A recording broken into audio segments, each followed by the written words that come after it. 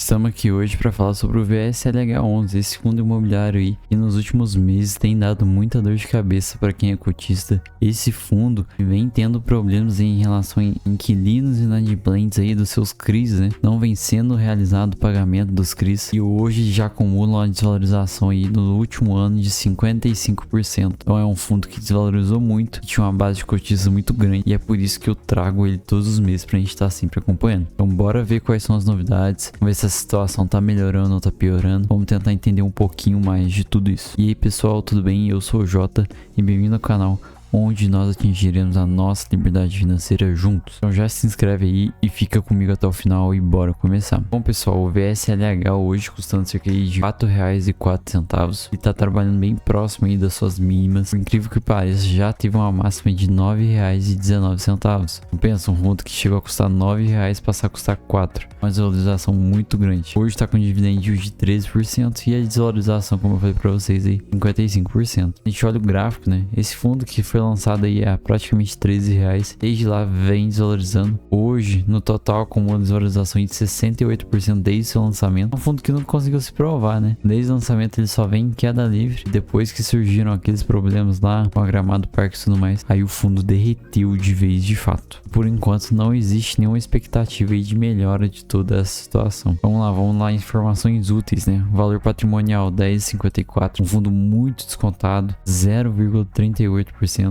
Isso aí dá um desconto de patrimonial de 62%, um desconto muito grande. O fundo ainda pequeno, né? Tem apenas 300 milhões de patrimônio, mas já é um patrimônio todo dilacerado, né? São operações que deram problema e que talvez o fundo não consiga recuperar. Porém, por mais que seja um fundo pequeno, tem uma boa base de cotistas para um fundo de 300 milhões. O número de cotistas é muito. A liquidez dele é bem baixinha, mas não afeta tanto. E é o dividendo, né? O fundo que ano passado pagava 14, no pior mês chegou a pagar 7, mas sempre pagando dividendos acima de 10 centavos. Esse ano já começou pagando 7, depois 11 e aí nunca mais conseguiu voltar de fato ao que ele pagava, né? Isso aí para os cotistas deve ter sido algo frustrante, porque pensa, você compra o fundo aqui recebendo 14 centavos, no outro ano você está recebendo 4, 3 centavos, então é bem triste toda essa situação. Uma olhada, né, na rentabilidade, a gente vê como que a rentabilidade do fundo derreteu, né? O fundo não vinha conseguindo ter uma rentabilidade tão aceitável, mas até que vinha crescendo. Porém ali, depois de dezembro de 2022, a rentabilidade lá foi lá para baixo, né? Um prejuízo aí de 37%. E para recuperar esse prejuízo aí, cara, é demorado, talvez isso nunca aconteça. Vamos lá, vamos dar uma olhadinha aqui no relatório do VSLH. Vou destacar com vocês algumas informações importantes. Primeiro, que a taxa de administração dele é calculada de acordo com o patrimônio líquido.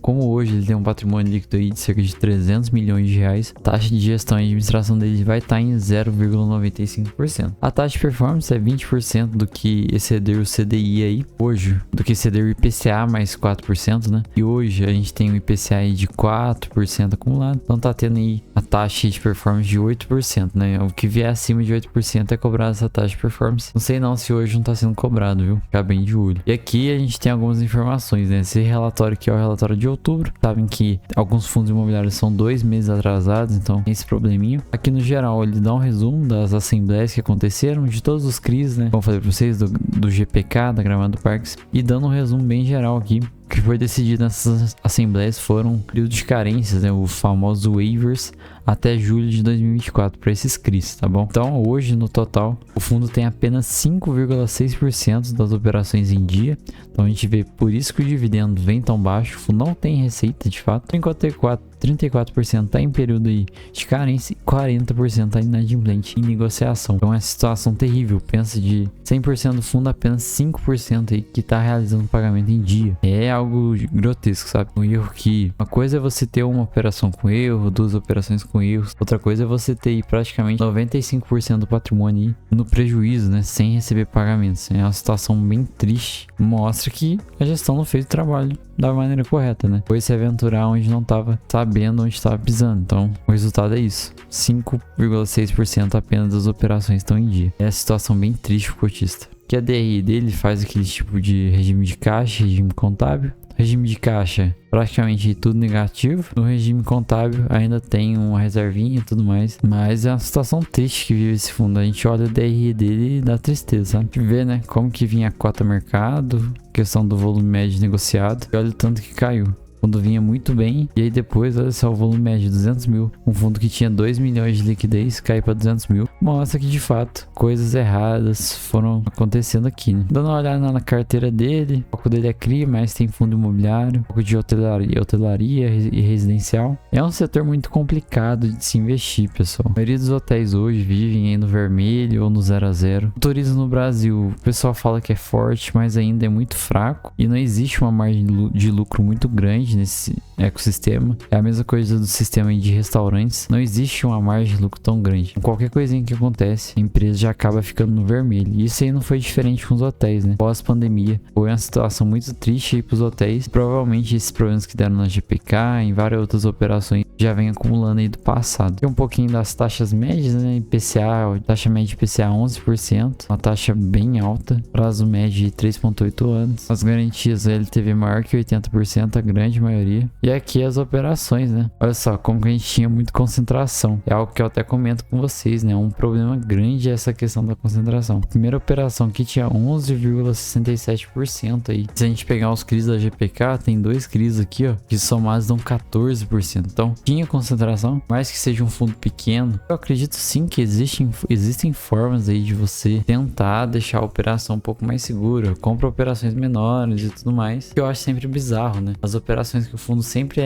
são menores, tem menos participação. As operações que raramente dão problema, né? Então fica o questionamento aí, o que acontece que os fundos vão e se concentram nas operações que de fato dão problema. A gente vê aí o DEVA e tudo mais, as operações menores não dão tanto problema. Geralmente eles buscam operações mais seguras e tudo mais. Então eu acho, pô, um fundo de 300 milhões aí, poderia buscar aí no máximo de concentração aí 10 milhões por operação. Seria algo válido. Nos fundos imobiliários, praticamente tem um lote M2 aqui e o XBXO. São fundos aqui que nem são negociados aí para pessoa física normal. E aqui a gente tem os imóveis, né? São imóveis muito bonitos e tudo mais, mas é caro. É difícil você conseguir tentar tudo isso, né? Principalmente hoje no Brasil, que a gente vive esse período complicado. Então, pessoal, assim, situação daí do VSLH é uma situação bem complicada, bem triste. Para quem é cotista, é uma situação muito, como que eu posso dizer? Uma situação preocupante, sabe? Você comprou esse fundo aí a R$10, hoje está com ele a 4. A sua esperança aí, pelo menos a minha, dele voltar algum dia esse valor é muito complicada. 95% da carteira está comprometida, então praticamente o valor todo do patrimônio aí já foi comprometido. Talvez uma ou outra operação ele consiga executar alguma garantia, mas é bem tenso, sabe? A situação triste, porque o pessoal acaba se aventurando, comprando cotas aí, pensando apenas no dividendo, e quando vê, toma uma grande porrada dessa. Então é bem triste. Então tomem cuidado, pessoal. Não saia investindo aí apenas por dividend yield, sem conhecer as operações e tudo mais, e você pode ter muita dor de cabeça, tá bom? Então tamo junto aí, é nóis, até a próxima e falou!